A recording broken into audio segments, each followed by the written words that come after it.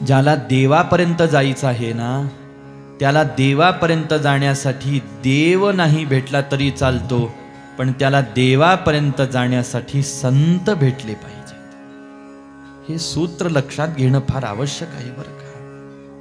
आपण म्हणतो आपल्याला देवापर्यंत जायचं, देवापर्यंत जायचं, देवापर्यंत जायचं, पण एक गोष्ट लक्षात घ्या, आपल्यासारख्याची धाव देवापर्यंत जाऊ शकत नाही. सरड्याची धाव कुठपर्यंत? सरड्याची धाव कुपाटीपर्यंत. देवाचा विचार केला आणि जीवाचा विचार केला तर देवापर्यंत जाणं जीवाला सगळ्यात अवघड. हे जीवाचं काम नाही महाराज, हे मनुष्याचं काम नाही, आणि हे माणसाचं काम नसल्यामुळे, माणसाला हे जमणार नसल्यामुळेच देवच संत होऊन या मृत्यूलोकामध्ये अवताराला येत असतात असं सूत्र आहे. आणि अशा त्या संतांचा आधार, संतांचा आश्रय, अशा त्या संतांची संगती जर का तुम्हाला मला प्राप्त झाली तर कुठंतरी जाऊन देवापर्यंत जाणं तुम्हाला मला सोपं आहे बरं का. कारण संताचा आणि संतांचा देवाच्या घरी जवळचा संबंध आहे, घरोबा आहे असं म्हणू आपण, म्हणजे जाणं येणं. देवाजवळ जाण्यासाठी अगोदर संतांचा आश्रय. मी परमानंदापर्यंत गेलो, पण कसा गेलो? 4 महिने संत संग मला घडला. कुणी म्हणेल 4 महिने संत संग प्राप्त झाला तर लगेच देवाची कृपा थोडीच होत असते. 4 महिन्यात कुठं काय होत असतं हो? भागवतानी तर महाराज 4 महिने फार, नारदजी महाराजां भाग्यवान म्हणून त्यांना 4 महिने संत संग घडला. श्रीमद भागवतामध्ये संत महात्म्य सांगत असताना तर एका क्षणाचा महिमा सांगितला. तुलयाम लवेनापि न स्वर्गन्ना पुनर्भवम भगवत संगी संगस्य मर्त्यानाम किमुताशिषः.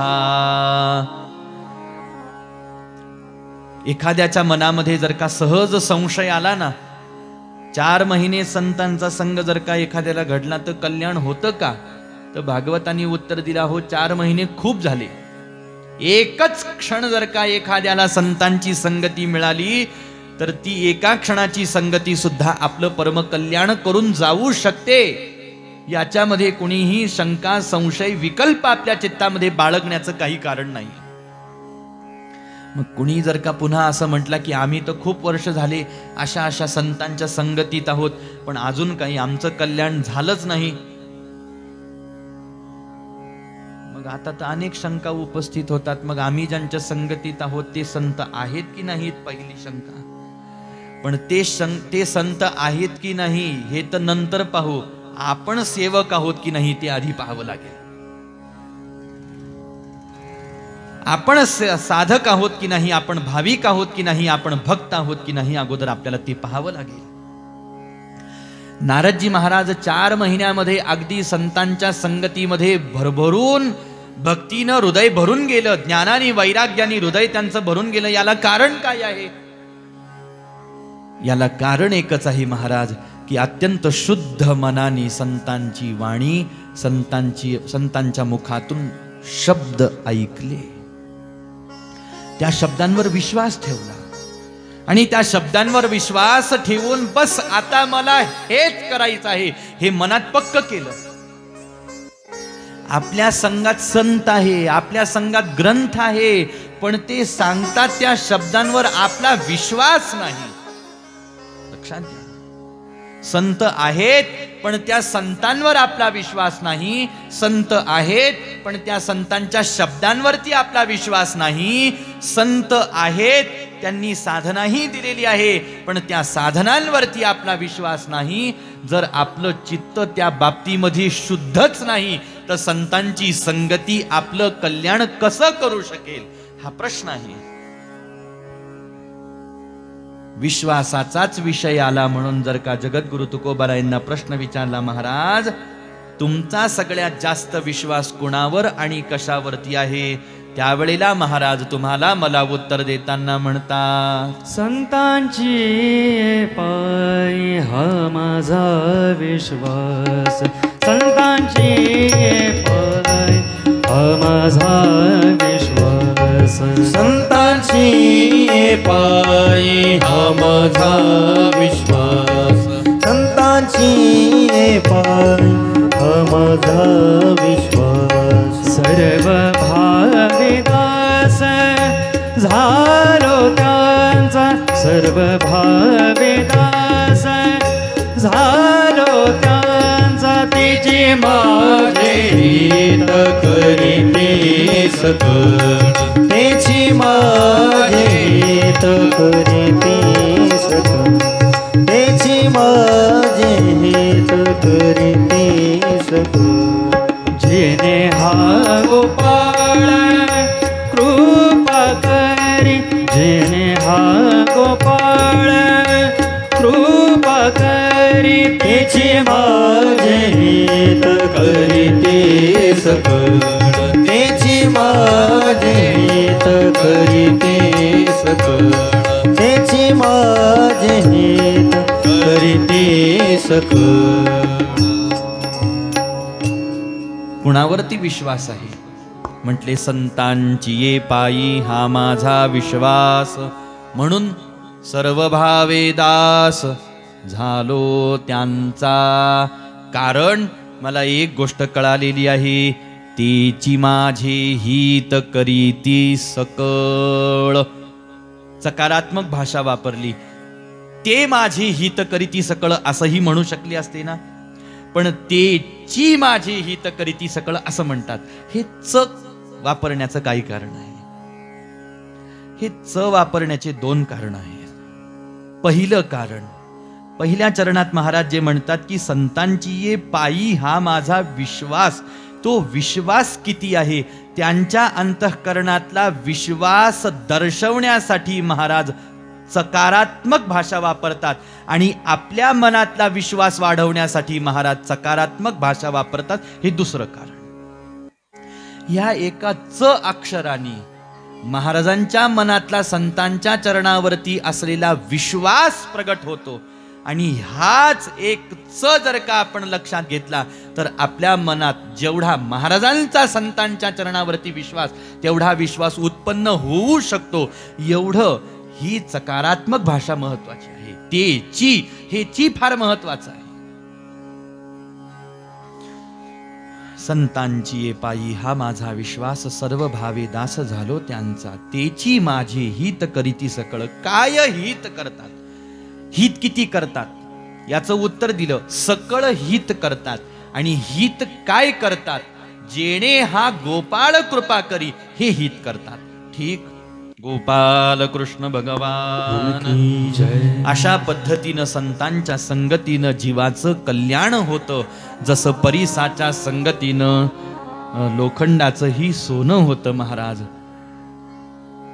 पण संतांसाठी हा दृष्टांत जरी आपण वापरला तरी सुद्धा लोह परिसाची नसाहे उपमा, सद्गुरु महिमा अगाधची.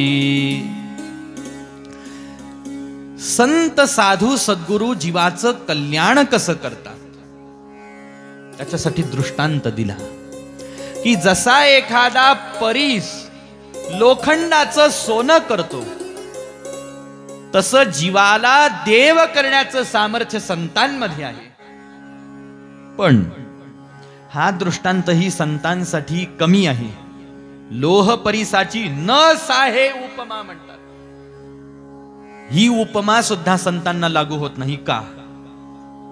याला कारण आहे. परिसामध्ये एक कमतरता आहे.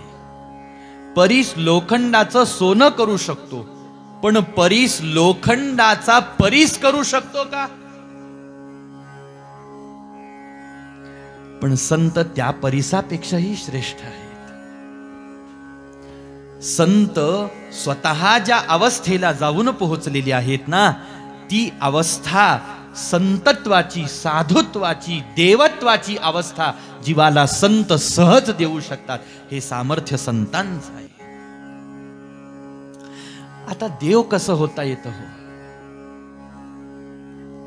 देव होण्यासाठी, असं आपण म्हणू पहा की देव होण्यासाठी अगोदर आपल्या मनामधल्या ज्या दुर्वासना आहेत, विषय वासना आहेत, त्या दुर्वासना, विषय वासना मनातून, चित्तातून निघून जाणं फार आवश्यक आहे.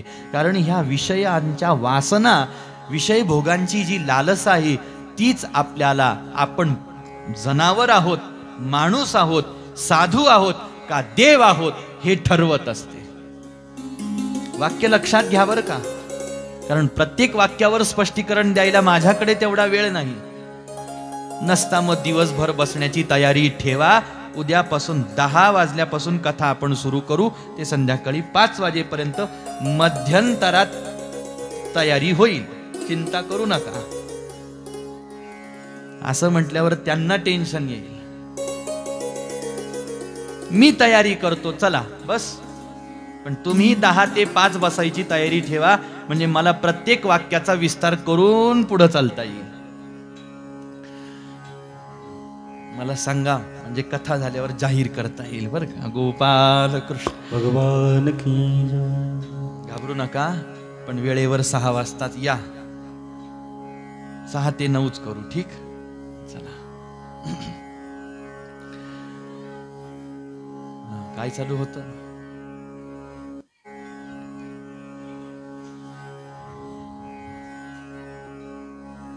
वासना. आपण पशु आहोत का आपण माणूस आहोत का आपण संत आहोत का आपण देव आहोत, हे कशावरून लक्षात घ्यायचं? आपल्या मनामध्ये जर का खूप वाईट वासना असतील, खूप विषय वासनेमध्ये आपलं चित्त जर का लुप्त झालेलं असेल, लोलुप झालेलं असेल, तर समजून जावं आपण पशु आहोत महाराज. फक्त मनातल्या वासनाच पूर्ण करण्यासाठी, विषयच भोगण्यासाठी जर का आपण जगत असू तर आपण पशु आहोत. असं म्हटल्यानंतर सुद्धा महात्म्यांनी अजून थोडं याला दुरुस्त केलं. म्हटले उगच पशूंना, जनावरांना बदनाम करू नका, आपल्यापेक्षा ते बरे, कारण त्यांचा विषय भोगण्याचा कालावधी ठरलेला आहे. वाक्य लक्षात घ्या. पशु पक्षी प्राण्यांचा विषय वासना भोगण्याचा जो कालावधी आहे तो ठरलेला आहे. माणूस इतका खालच्या स्तरावरती गेला महाराज की रात्रंदिवस विषय भोगण्याची त्याची इच्छा ही प्रबळच आहे. कधी त्याला विषय द्या, तो काळ पाहत नाही, वेळ पाहत नाही, ठिकाण पाहत नाही, जागा पाहत नाही, परिस्थिती पाहत नाही, अवस्था पाहत नाही, आपण हे करणं योग्य आहे की नाही हे काहीच पाहत नाही. बस फक्त विषय मला भोगायचा एवढंच पाहतो. पशु पक्षी प्राणी निदान तेवढे तरी अजून खाली गेले नाही, म्हणून त्यांना बदनाम करायचं नाही. आता देव कसं व्हायचं हा प्रश्न होता आपला. ज्या वेळेला ह्या दुर्विषय वासना आपल्या चित्तामधून पूर्णपणे निघून जातील ना, आणि सहज ज्या वेळेला आपण जीवन जगायला शिकू, त्यावेळेला आपली पशुत्वाकडून मनुष्याकडे आणि मनुष्यत्वाकडून देवत्वाकडे वाटचाल होईल. आणि त्याच्यासाठी पुन्हा एक वेळेला कालही सांगितलं, आजही सांगतो, प्रभू रामचंद्रांचं जीवन हा परम आदर्श आहे. राम ही आपली राष्ट्रदेवता का आहे आणि प्रभू रामचंद्रांचा एवढा गौरव का आहे? हाच आहे. एक रावण आहे, एक श्रीराम आहे. रावणाचं जीवन दाखवलं आणि रामरायाचं जीवन आपल्याला रामायणामध्ये दाखवलं. का दाखवलं? याच्यासाठीच दाखवलं की बाबा रे, जसा रावण विषय वासनेनी लंपट झाला, तसं विषय वासनेमध्ये आपल्याला लंपट व्हायचं नाही. आपल्याला रावण नाही, आपल्याला राम व्हायचं आहे. आता पुढचा प्रश्न आहे, ह्या विषय वासना मनामधून कशा काढता येतील?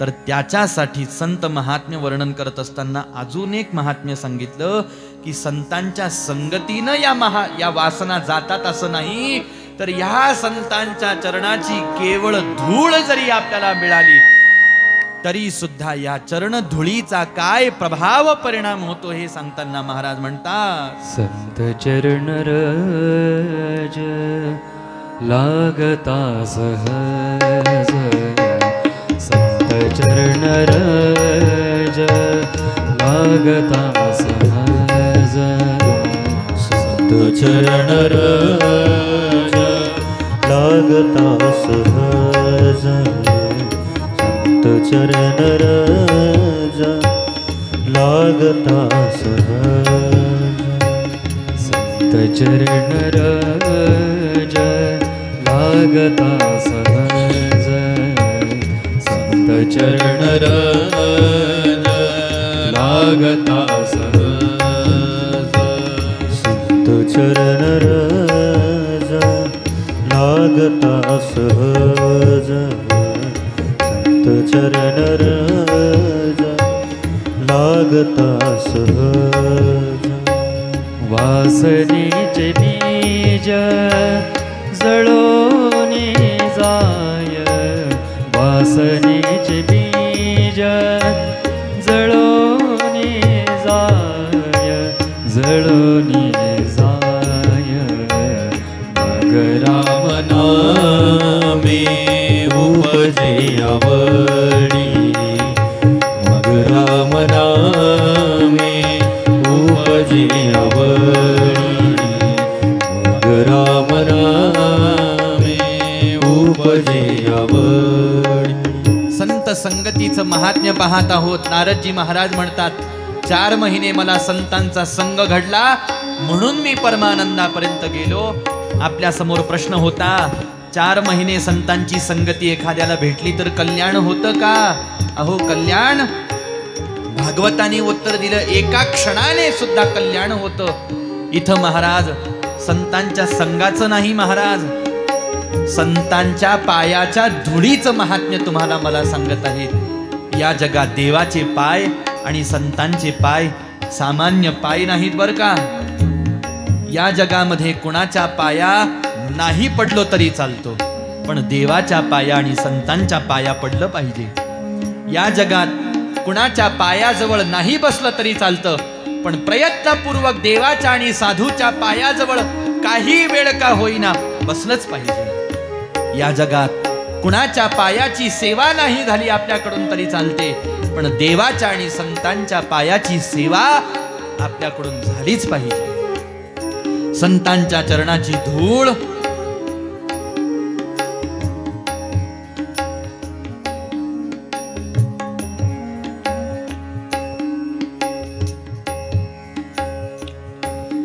संतांच्या चरणाची धूळ ही आपलं किती परमकल्याण करणारी आहे महाराज.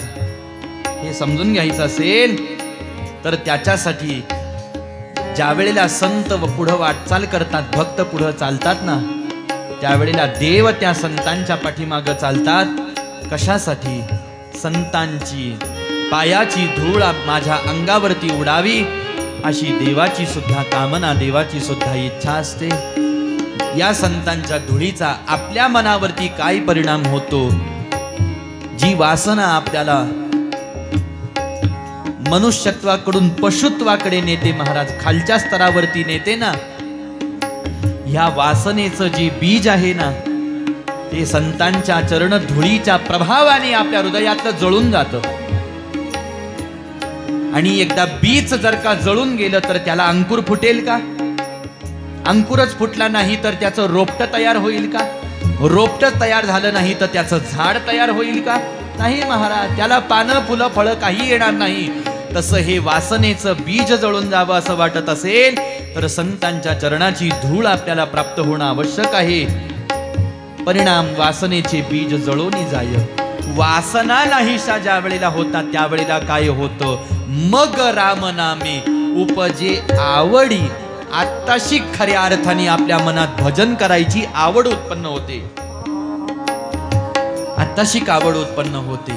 आणि मग ज्या वेळेला आवडीनं एखादा भक्त रामनामाचं भजन गायन संकीर्तन करायला लागतो महाराज, त्यावेळेला काय परिणाम होतो हे महाराज सांगताना म्हणतात, सुख घडोघडी वाढू लागे,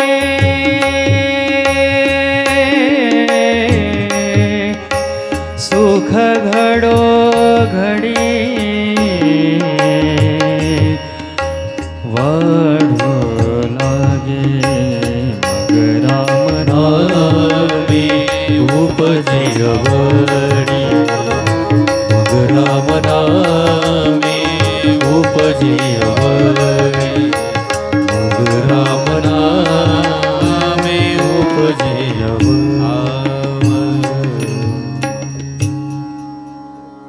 वासनेचे बीज जळोनी जाय मग रामनामी उपजे आवडी सुख घडोघडी वाढू लागे.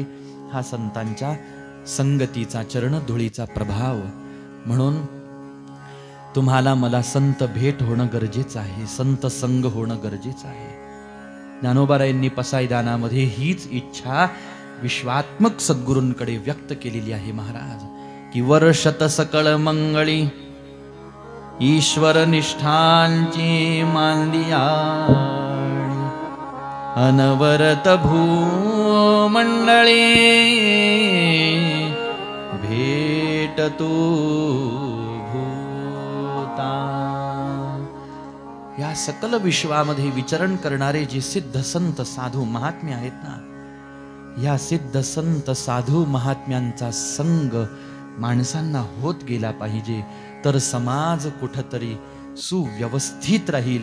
नसता समाजाची दिशा भरकटल्याशिवाय राहणार नाही. गोपाल कृष्ण भगवान की